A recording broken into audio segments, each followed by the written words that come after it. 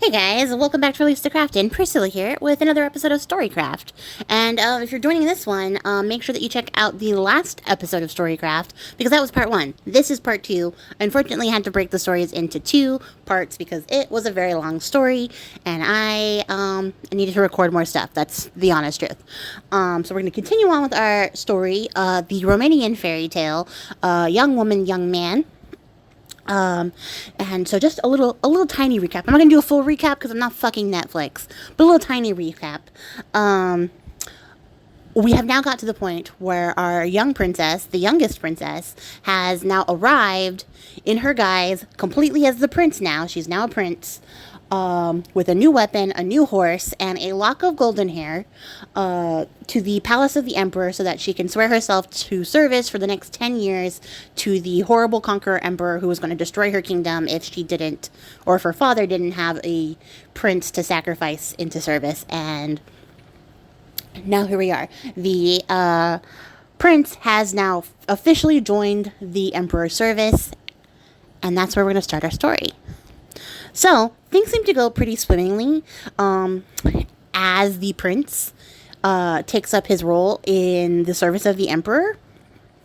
The emperor isn't such an asshole in person, kind of an asshole, low-key asshole, but not like a super asshole in person, and is very taken with Fete Frunners, because Fete Frunners is very, very good looking and very, very charming, and something about Fete Frunners just sort of delights him.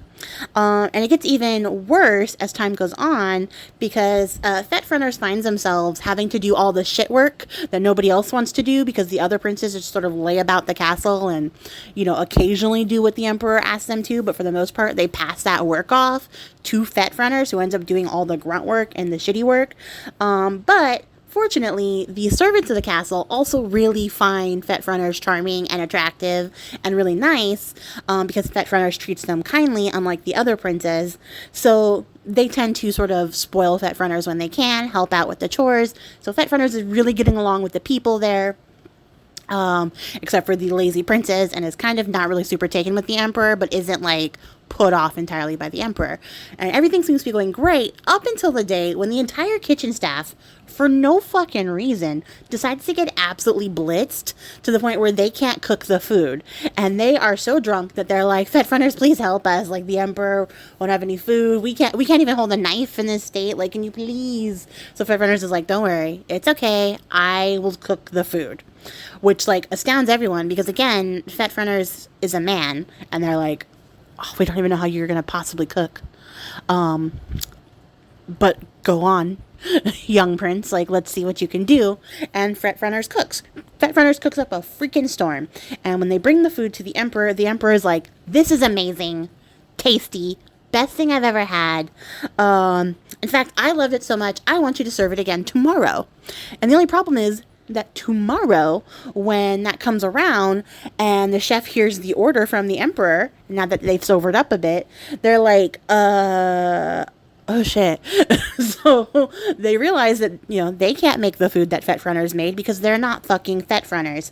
So they go to the emperor and they beg for forgiveness, and they're like, we're so sorry, please forgive us. Like, we weren't able to cook the food, so Fete Frunners cooked it for us, so we can't recreate that meal because Fete Frunners was the one who made it, and it's not their place to be cooking you food. And the emperor is so shook by the news that Fete Frunners cooked the food that he forgets to punish the kitchen staff. So they manage to walk away with all their heads intact. He calls on Fete Frunners and he's like, how are you just amazing? Like, you're so pleasant to be around and you can cook. That's amazing.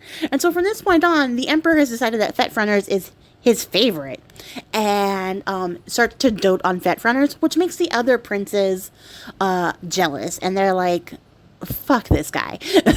For some reason, we give him all the work to do, and he just keeps succeeding, and now everyone likes him better than us, and we don't know why. It might be because he's doing more work than anybody else here, and is also really good at the things he does, but we don't like that guy. So they go, and they tell the emperor, like, hey, we don't know if you know this, because you and your good buddy Fetfrunners, like, you guys are so close. You should probably already know this, but Fetfrunners actually knows the location of Iliane of the golden hair. And I'm going to apologize in advance, guys. I'm going to pronounce her name 900 different ways, because every time I wrote down her name, not only did I spell it differently, but I would say it out loud to remind myself this is how you pronounce it, and I would say it differently every time. So for some reason, this name is a mystery. I'm going to do my best to keep calling her Iliane, but if it changes, it's the same person, I promise. So yeah, the princes tell the emperor that Fetfrunners knows the location of Iliane of the golden hair, because everyone knows that Iliane has not only golden hair, but curly hair, and Fetfrunners wears a lock of golden curly hair around their neck. And the emperor is like, what? What? Fetfrunners knows the location of the love of my life? The beautiful and desirable Iliane, who I've never met, the love of my life. He knows her. Bring Fetfrunners to me. And when they do bring Fetfrunners before the emperor's like, how could you not tell me? I thought we were besties. Like, what's wrong with you? How dare you not tell me? You know I'm in love with this girl I've never spoken about to you specifically. And you're wearing her hair around your neck. You know her and you didn't tell me? How dare you? And Fetfrunners is desperately trying to explain, like, I didn't know whose hair this was. I just picked it up. Like, I swear to God, I don't know. And the emperor just cuts him off entirely and is like, no, you will go get Elaine and you will bring her back to me, or I will cut your head off. There is no in between. And don't try to tell me that this is a big misunderstanding. I am the emperor who can do no wrong. Because if you guys remember from the first part, the emperor is a dick. And, it's evident here in this moment is very apparent. So Fetfrunners is like, well, shit. So goes out to the stables, goes to his horse, and is like, hey, here's the situation. The emperor will not listen to me that I don't know anything about this hair that you told me to pick up. And Sunlight's like, calm yourself. Calm yourself. You may have forgotten, I am a horserer. That's a horse sorcerer. And you'll be pleased to know that my brother, who's also a horse sorcerer, came to me in a dream and told me where Iliane was, and she's actually being held by a genius who she refuses to marry until he finds a herd of her mares that belong to her. So the genius actually spends all of his time looking for these horses, so she's going to be super easy to fetch. So what you got to do is you got to go back to the emperor, tell him that you want 20 ships full of the best, finest merchandise, the best treasure, in order to go find Iliane. So Fetfrunners is like, that sounds like a lot, but let me see what I can do. So Fetfrunners goes and tells the emperor, like, hey, I will go find Iliane for you. I've considered it. I've weighed my options. Turns out I would love to keep my head. So I'll go find her for you. And I'm just going to need 20 ships full of precious gold and jewels and finery. 20 ships. 20 is my starting number. And the emperor's like, no problem, bro. I got you. Of course I'm going to trust you with 20 ships full of gold and merch and, like, things. Why wouldn't I trust you? I just threatened to kill you, so I'm going to give you all this gold and jewels. Like, that's a totally good idea. It's not like you're going to run away with them or anything, right? And Fetfrunners is like, oh no, I absolutely will not, because I know that you can't be escaped. And the emperor is like, bingo. So the emperor hooks up Fetfrunners with the 20 ships full of treasure, and Sunlight and Fetfrunners get onto the largest ship, of course, and they take those ships out into the sea to go to the island of the genius. Because the genius is on an island. I didn't say that. Nobody said that. Turns out the genius is on an island. The trip takes 7 freaking weeks. 7 weeks at sea to get to the island. So you know by this point, at least half the crew has scurvy because the ships are full of treasure, not oranges. And the other half of the crew, and we'll just say the entirety of the crew, everybody on the ships stink. All 20 ships are full of stinky, stinky people who have been on the ships for 7 weeks to get to this one freaking island with the genius. When they get there, the prince, Mount Sunlight, grabs a pair of fancy gold slippers, ties them to their belt, and rides off to go to the castle to see if they can find Iliane. At the center of the island are 7 palaces built on hinges so that they can always be rotated to face the sun, which is wild to me. I want to see this in person. I can't conceive it. It seems very silly, but that's how this island is arranged. And then the largest palace, the only palace with guards around it, happens to be where Ilian is being kept. The guards stop Fetrunner at the door, and Fetrunner is like, I might look like a knight with all my armor, body stench, and finery, and this horse, but I'm actually a merchant, as you can see by the gold slippers I've tied to my belt here. And the guards all gather around because these are, in fact, very fine, very beautiful golden slippers, and they're like, that's amazing. Those are actually some really high quality slippers. Hold on a second, we're gonna go tell the lady of the castle. And so they go and they tell Ilian, like, hey, there's this guy down there who's a merchant. They have the most beautiful slippers I've ever seen. You might actually be interested. But that's all they brought with them. And so Ilian's like, okay, let me see what's going on. So she goes down there. She takes a look. She starts to look at the slippers. She looks at the young man. She's also not stupid. So she's like, this young man who clearly is a knight, with some slippers on his belt. They're very nice slippers, claiming to be a merchant. I see that there's some ships in the distance. I will say, it just so happens that my jailer isn't available, so I'll go check your ship for the merchandise and see what you have to offer, and I'll just do a little shopping, because I don't know if you know, but we're supposed to be getting married. I'm actually engaged. This is my ring right here from my jailer, and he said we could use some more stuff around the castle, so why don't you show me your wares? So Fetrunner is like, excellent, I shall. Pops Ilian on the back of his horse and rides back towards the ships. On the ships, Ilian makes a big show, like a big production of checking out the merchandise. She's picking stuff up. She's flipping it around. She's like, oh, where is this cloth from? Is it Italy? Amazing. And while she's checking all the merch out, the ships begin to sail away. And she looks around when she sees that they are now in the middle of the sea, and she's like, oh no, oh man, oh, I hate being kidnapped to be rescued. That's so awful. And inside she is like absolutely putting on a very lackluster performance, but she's like a little bit elated because she's like, finally I don't have to marry that guy. Like, that genius was awful. I hated him. I'm so happy to be free, but I'm also a little bit annoyed because I'm being kidnapped again. And that's not great either. But she decides that she's going to lean more into happy because at least, her kidnapper is attractive this time and not a genius monster like lording stuff over her with his magical powers. So she's like, oh, this could be worse. When they make landfall, they realize that there is a giant female genius who happens to be the mother of the genius of the island, who had chased them across the sea. And when I say giant, guys, I don't mean like 7-8 feet tall. I mean monstrous, because every step she took carried her across the ocean fast enough to beat them to land on the 7-week journey where everyone super stinks now and 75% of the crew has scurvy. Because again, no oranges.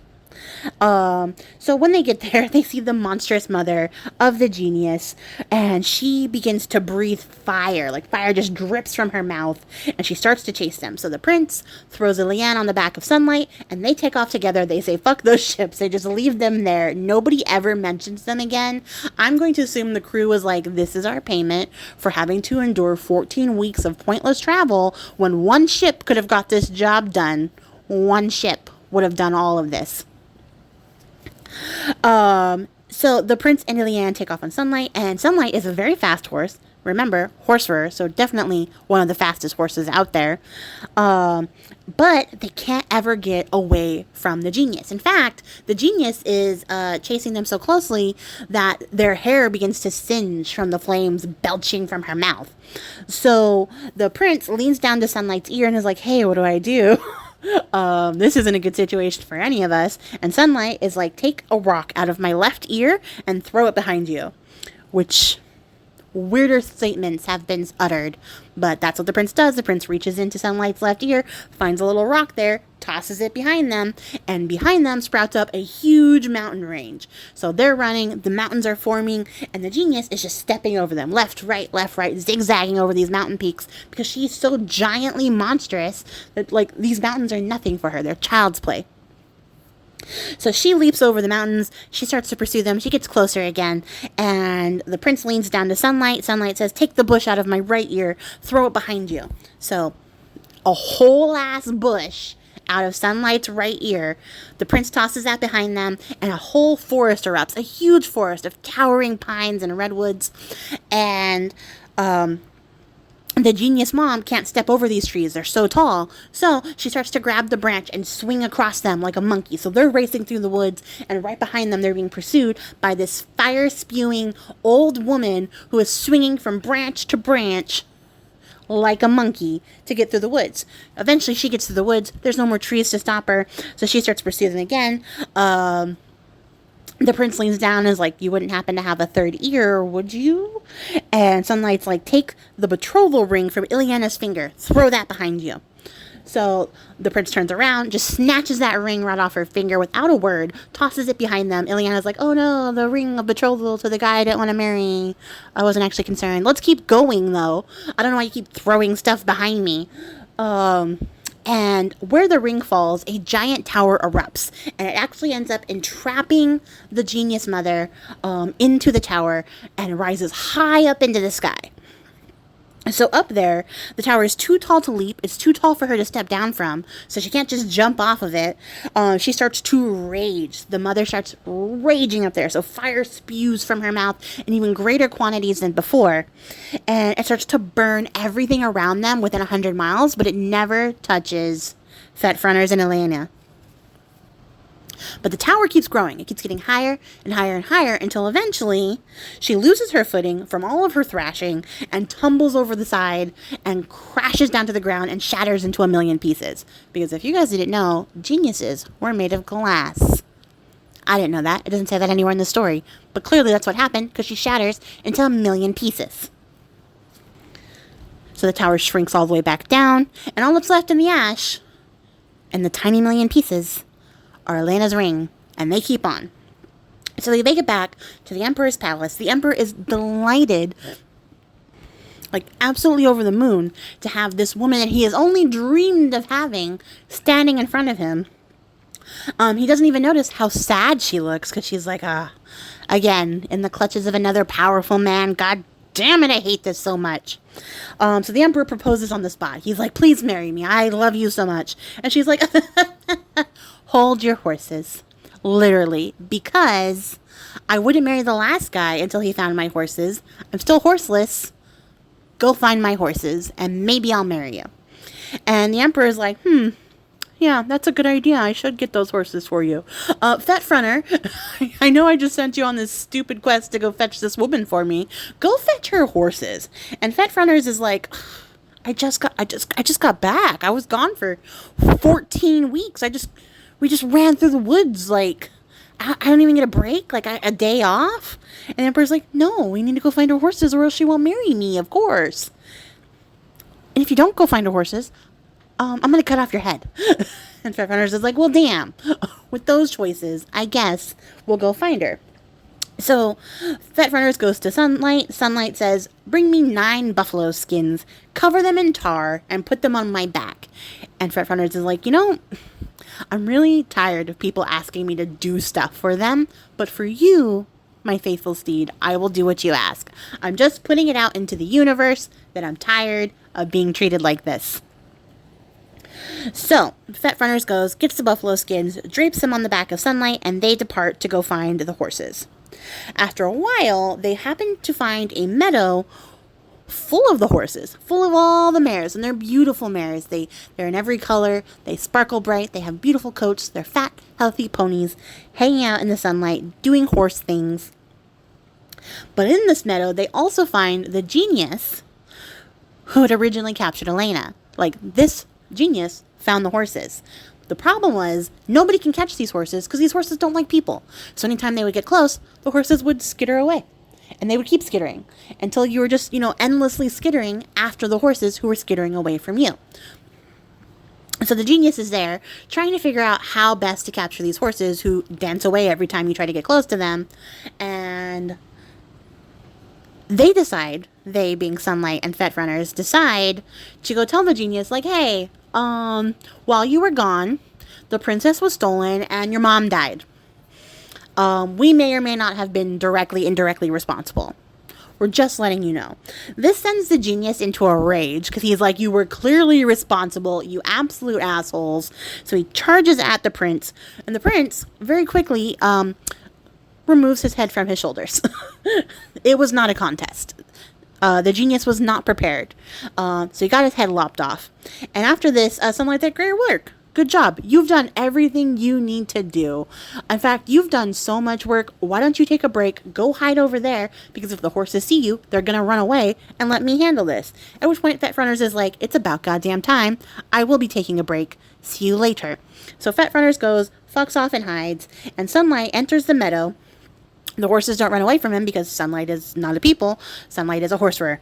And while they're there, turns out all of the mares are actually really calm and really delightful and really beautiful, except for one horse who's like, no, the fuck not. I'm the baddest bitch in this little pack. I'm the leader of this pack. I don't like anybody. I don't like other horses. So she tries to rip open the throat of Sunlight with her horse teeth, which is the most terrifying image to me, and people who know me well will understand why. But when she goes to bite Sunlight, she only ends up ripping off one of the buffalo hides that are draped over his back, and is a little bit confused. But then the biggest horse down happens, where Sunlight and this mare are now fighting for dominance of the group. And by the end of the fight, the mare is now on the ground. She has been beaten. She is feeble. She's like, oh my god, I was not prepared to get my ass whooped today. And all of the buffalo hides are shredded into ribbons on the ground. So, because now Sunlight has now made themselves the head of this horse herd, they are able to easily lead all the mares back to the Emperor's palace. And the Emperor, delighted, thrilled when he sees the horses. Elena, happy to see her horses, calls them all to her individually by name, and they all respond thusly. They like her. They don't like anyone else. She's happy to have her horses back, but mad because she's running out of reasons not to marry the Emperor. So when the Emperor is like, please marry me, I got your horses, she's like, you didn't, but you did. But unfortunately, I can't marry you until all my horses are milked. You see how heavy they are? They need to be milked. And he's like, Fet Runners, before you go to sleep, could you milk these horses? And Fet Runners is like, god damn it. I just got back from another dangerous quest. Granted, my horse did most of the work this time. But how am I going to milk horses who run away from you when you try to get close to them? And while Fet Runners is lamenting their terrible luck, it starts to rain. But not just rain, freezing rain. The rain is so cold that as the water rises up to the knees of the horses, it freezes them in place. And so they can't skitter away anymore. And like I said, these horses aren't actually mean. They're just skittish. So they can't skitter. They can't do anything. They don't bite or attack or do anything like that. They just chill, and making it very easy for Fet Runners to milk them all. Which,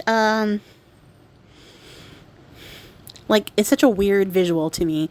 But also, very convenient freezing rain. I'd like to think that, the horse got together, made it happen, because why else? The story doesn't say. So, in my headcanon, the horse did it.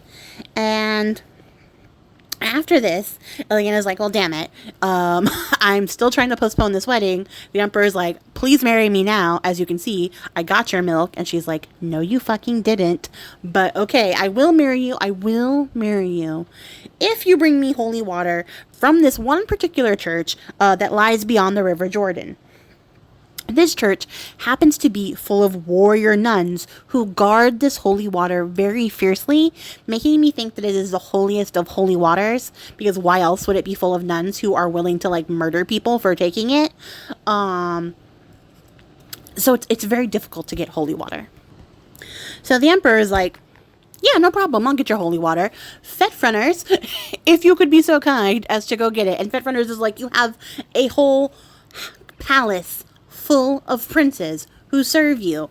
One of them could go get the water. And the emperor's like, I can't understand what you're saying. Are you saying you want me to cut your head off your shoulders? And Fetfrunners is like, nope, I'm saying I'll go get your water, sir. Coming right up. So Fetfrunners jumps on Sunlight. Sunlight is like, don't worry. Remember, I'm a horse rearer. I know exactly how to get the water and where to get the water. So Fetfrunners is like, thank fuck, because I'm so over it. So they take off. They go across the River Jordan. This is many days' travel. And they wait until the nuns go to listen to the local holy hermit. Just the hermit who comes down from the mountains to tell them all the words of God. All the nuns gather around to hear what this hermit has to say, except for the one they leave behind to do the guarding while they go listen to the message. So all the nuns are out here. They're listening to the hermit, and the other nun is waiting, doing her guard duty, except that it's a very hot day. She's very tired. She'd rather be listening to the hermit talk. She gets bored, and she falls asleep. So she lies down on the ground, takes a little nappy. Fetfrunners then takes the opportunity to sneak in through the courtyard, tiptoe over her, and go through the dark hallway, not daring to light a candle or a torch or a flame of any kind, because he doesn't want to signal anyone that he's there. And he manages to feel his way along the wall until he gets to the special shrine spot with the special vase of holy water that he picks up, tucks into his tunic, and takes off back outside. They manage to successfully get out of the church. He jumps onto Sunlight and they take off running, and it's only when the nun hears the horse hooves that she realizes what's happened. Someone has stolen the holy water, so she starts screaming because that was her only recourse. All the other nuns come running. They all start lamenting and tearing at their chests because someone has stolen the holy water, and the holy hermit falls to his knees and lays a curse upon the thief. The curse, which he thinks is a very horrible, awful curse, is if the thief is a man, may they be changed into a woman, and if they are a woman, may they be changed into a man. Which, when Fetfrunners hears this, absolutely delights him, and he feels his body start to change from that of a woman to that of a man. His voice changes, his facial structure changes, everything changes, and he is finally the man that he set out to be when he left his father's kingdom. This is delightful. This is the highlight of Fetfrunners' life right now. All of this was worth it. And Fet gets back to the palace, presents the holy water to the emperor, and then begs the emperor to please choose another errand boy. And the emperor agrees and says, I'm not only going to let you off the hook of being my errand boy, but I'm going to make you my heir if I never have a son. So you'll inherit my kingdom if I never have a son, because you've done so good by me. You've served me so well, better than anyone has ever served me. And you brought to me my beautiful Elena of the golden hair. At which point he then goes, Elena, will you marry me? I have all the things you asked for. I got them for you. And Elena gives him the largest, most bombastic side eye possible, because she's like, you didn't get any of this shit for me. A real suitor would have gotten all of this stuff for me. Instead, you mistreated Fetfrunners, put his life in danger so that he would go get all this stuff for you, fetch me for you, and you want me to marry you? She says nothing, because remember, the rage of women is contained within, so it's only your eyes that are burning. While her mouth is like, of course I'll marry you. I would love nothing more to marry you. In fact, to celebrate our upcoming marriage, why don't we take a bath? At which point, the emperor, the big dum-dum head, is like, yeah, of course, I would love to take a bath with you before we get married. That's not a suspicious or strange request at all. And so she's like, great, have the great bath drawn, pour all the horse milk that Fetfrunners milked into it, and then join me there. And the emperor arrives. Elena's already in the water. She's in there up to her neck. He jumps in. He is now also up to his neck, at which point she does a little hand signal, a little hand wave, and that, you remember that big old mare that Sunlight fought? The big old mare shows up, leans her head over the water, and exhales greatly from the nose. From one nostril comes air that's sweet and cool and refreshing, and it blows gracefully over Elena, and she's like, ah, what a lovely breeze. From the other nostril comes the absolute fires of Hades, and it burns the Emperor on the spot into ash, so nothing is remaining behind in this milky bathwater. So Elena gets out of the bath. She's like, the Emperor has died. Everyone's like, how did that happen? And she's like, I don't know. I was just taking a bath with him, with my horse, as you do, and he turned into ash and died. And they're like, that's weird. And the people who probably should have asked more questions, but absolutely did not, were like, well, let's have a funeral. And they had a grand funeral, because some people actually like the Emperor. Other people were like, he's an emperor, we should have a pretty big funeral, right?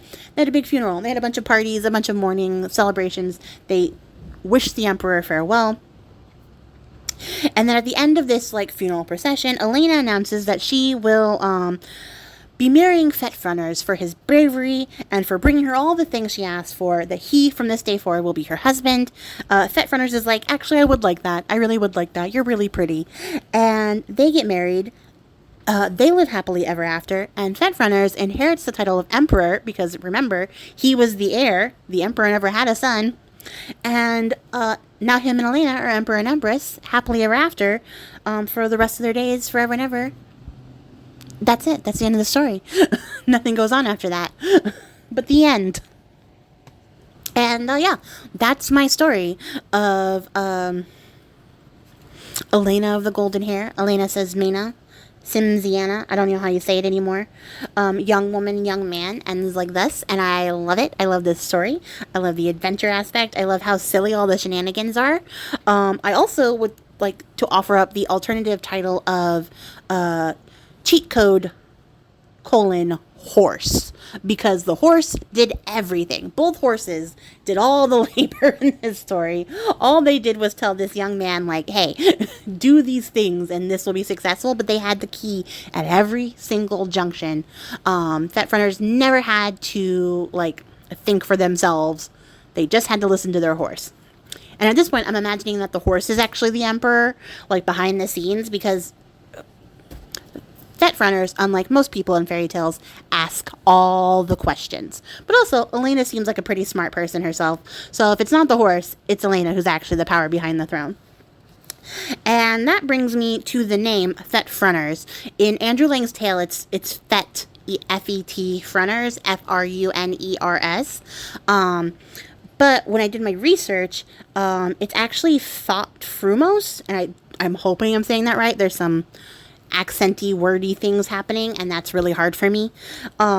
Which means sun and handsome, like Thought means sun, and then Frumos means handsome. So I'm translating that into handsome sun, and is another word for Prince Charming. So at the point when the princess meets the geniuses, the genii, they name the prince, now the prince, Prince Charming, basically, and that's the name that they go by for the rest of the story. Previously to that, the princess had no name. The princess was not a character. But the character of Thought Frumos actually shows up in a lot of other fairy tales. So the Prince Charming character shows up in other fairy tales, but in this story, that is the name given to the prince for the entirety of the tale, Prince Charming. So the literal Prince Charming saves Elena of the Golden Hair, who is recognized to be sort of a fairy type figure, who also shows up in a couple other versions of different stories. Or she might also be a minor, like, Romanian goddess. But there's not a lot that I could find about her that was, like, outside of fairy tale. So she's sort of depicted as a fairy type creature, which is why she has magical horses and all these sort of things about her, and why she's so pretty and so coveted, because she's a beautiful fairy princess type person.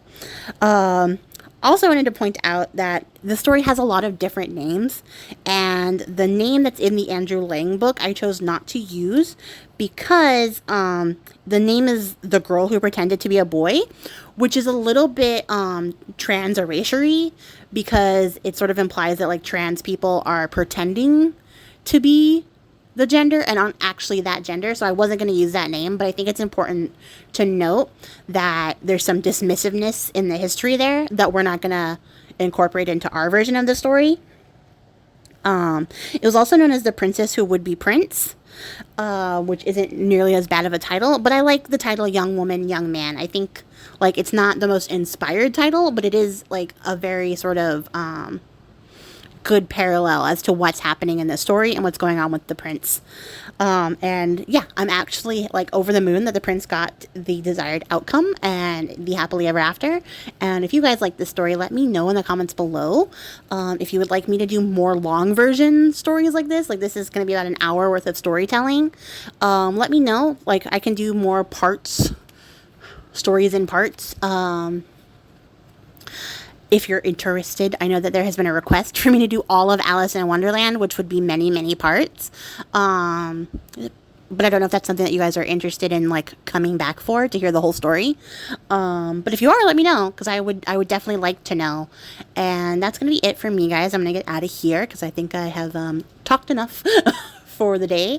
And I will catch you guys all in the next one. Until then, happy crafting. I appreciate your faces if you made it to the end of the video. And I will catch you all in the next one. Bye!